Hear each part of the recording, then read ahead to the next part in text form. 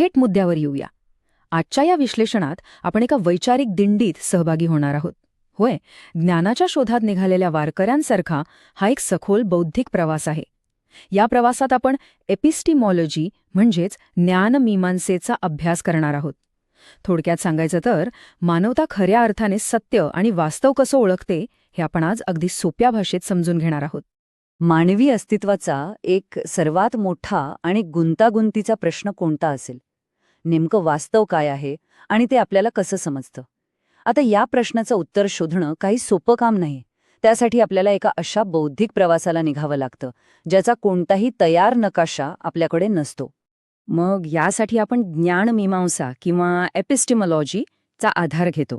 पण हे म्हणजे नेमकं काय? तर तत्वज्ञानाची ही अशी शाखा आहे जी ज्ञान, सत्य आणि आपल्या जगाच्या स्वरूपाचा अभ्यास करते.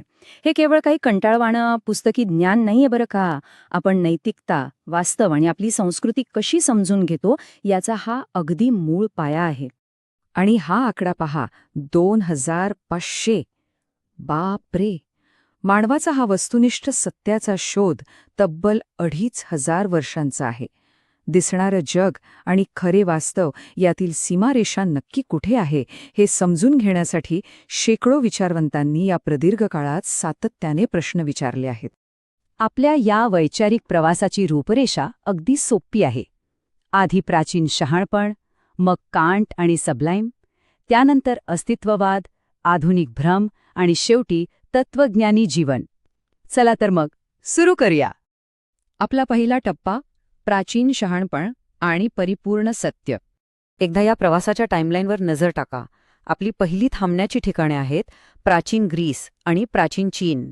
त्यानंतर आपण वेगाने 18व्या, 20व्या आणि थेट 21व्या शतकापर्यंतचा प्रवास करणार आहोत. सुरुवात करूया प्लेटोपासनं. त्यांचा विचार खरोखरच रंजक आहे. त्यांच्या मते आपल्या इंद्रियांना जे जाणवतं ते केवळ एक मत असतं आणि खऱ्या बुद्धीतून येतं ते ज्ञान. त्यांनी दिलेलं ॲलेगरी ऑफ द केव्हचं उदाहरण अगदी असंच आहे की कल्पना करा, आपण पुण्याच्या एखाद्या जुन्या सिंगल स्क्रीन टॉकीजमध्ये चित्रपट पाहत आहोत आणि त्या पडद्यावरील सावल्यानाच आपण सत्य मानत आहोत. पण जेव्हा आपण त्या अंधाऱ्या थिएटर्समधनं बाहेर पडून खऱ्या लख्ख उन्हात येतो तेव्हाच आपल्याला खऱ्या जगाची जाणीव होते. प्लेटोचे हे अमर फॉर्म्स अगदी तसेच आहेत. आता प्लेटोच्या अमूर्त कल्पनांच्या अगदी उलट प्राचीन चीनमधील कन्फ्युशियसने जमिनीवरच्या नैतिकतेवर भर दिला. त्यांच्या चांगल्या जीवनाची व्याख्या म्हणजे जगात आपलं स्थान काय आहे हे समजून घेणं, संस्कृतीचा पाया रचणं आणि नीतिमत्ता जपणं. हे समजून घेण्यासाठी गणेशोत्सवादरम्यानच्या एखाद्या मोठ्या महाराष्ट्रीयन एकत्र कुटुंबाचं उदाहरण घेऊया. घरात प्रत्येकाची एक ठरलेली भूमिका असते आणि ती भूमिका योग्य प्रकारे पार पाडल्यानेच घरात सुसंवाद आणि आनंद टिकून राहतो. कन्फ्युशियसचे विचार याच प्रत्यक्ष मूल्यांवर आधारित आहेत. दुसरा टप्पा, कांट आणि सबलाईम, मानवी मनाच्या मर्यादा. इमॅन्युएल कांट यांचा हा विचार अत्यंत क्रांतिकारी होता.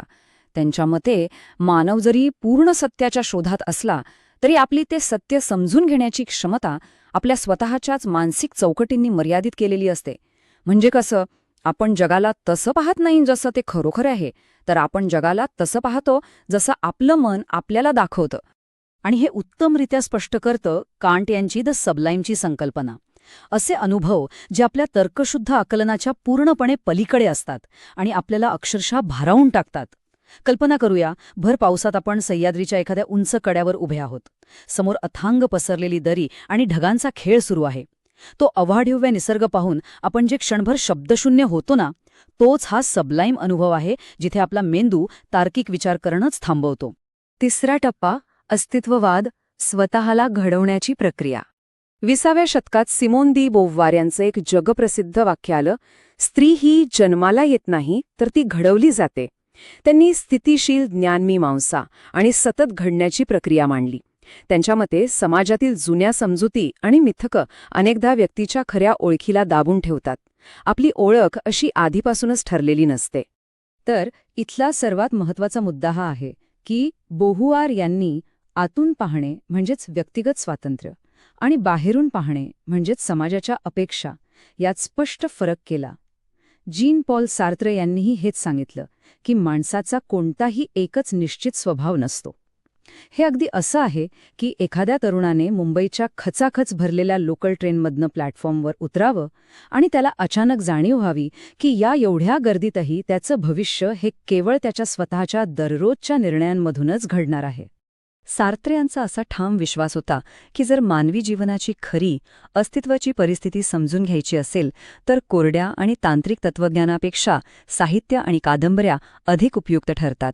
कारण कथांमधून आपल्याला आयुष्यातील संघर्षाचं आणि सत्याचं वातावरण खऱ्या अर्थाने आणि जिवंतपणे अनुभवता येतं. चौथा टप्पा, स्लावहॉश झिजेक आणि आधुनिक भ्रम. झिजेक यांच्या आधुनिक विचारानुसार आपण वस्तुस्थिती थेट पाहतच नाही तर विचारधारेचा चष्मा लावूनच सर्व पाहतो. हे अगदी निवडणुकांच्या काळात व्हॉट्सॲपवर येणाऱ्या फॉरवर्ड मेसेजेससारखं आहे. जोपर्यंत माणसाच्या मनातील मूळ विचारधारेचा भ्रम बदलत नाही तोपर्यंत तुम्ही कितीही फॅक्ट्स समोर आणून ठेवा ती त्यांच्यावर काहीच परिणाम करत नाहीत. याच अर्थाचा हा झिजेक यांचा अत्यंत अचूक विचार पहा. जर वैचारिक पार्श्वभूमी बदलली नाही तर केवळ तथ्ये काहीही काम करत नाहीत. झिजेक असेही म्हणतात की या भ्रमाला छेद देणारी एकच गोष्ट असते, ती म्हणजे द रिअल. एक असा धक्कादायक किंवा वेदनादायी प्रसंग जो आपल्या तार्किक समजुतीच्या बाहेर असतो आणि आपल्या खोट्या आणि सुरक्षित जगाला मुळापासून हादरून टाकतो. आणि आता आपला शेवटचा टप्पा, तत्वज्ञानी जीवन. आपण आतापर्यंत पाहिलेला संपूर्ण वैचारिक प्रवास एकत्र पाहूया. आपण प्लेटोच्या बाह्य आणि परिपूर्ण सत्याच्या शोधापासून सुरुवात केली. नंतर कांट यांनी आपल्याला आपल्याच मनाच्या मर्यादा दाखवून दिल्या. अस्तित्ववादाने आपल्याला स्वतःचं जीवन स्वतःच्या हाताने घडवण्याचं अमूल्य स्वातंत्र्य दिलं. आणि शेवटी झिजेक यांनी आपल्याला आपल्याच मनातील लपलेल्या राजकीय आणि सामाजिक भ्रमांवर प्रश्न विचारायला शिकवलं. हा संपूर्ण प्रवास आपण सिमोन दी बोव्वार यांच्या या अत्यंत शक्तिशाली वाक्याने संपवू शकतो. तत्वज्ञान आणि जीवन यांच्यात कोणतीही फारकत नाही.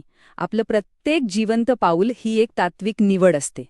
खरंच हा विचार आज आपल्याला एक मोठं आव्हान देतो की आपण आपलं सत्य कसं निवडतो आणि त्यानुसार कसं जगतो. हे सखोल विश्लेषण पाहिल्याबद्दल खूप खूप धन्यवाद. पण जाता जाता एका प्रश्नावर नक्की विचार करा.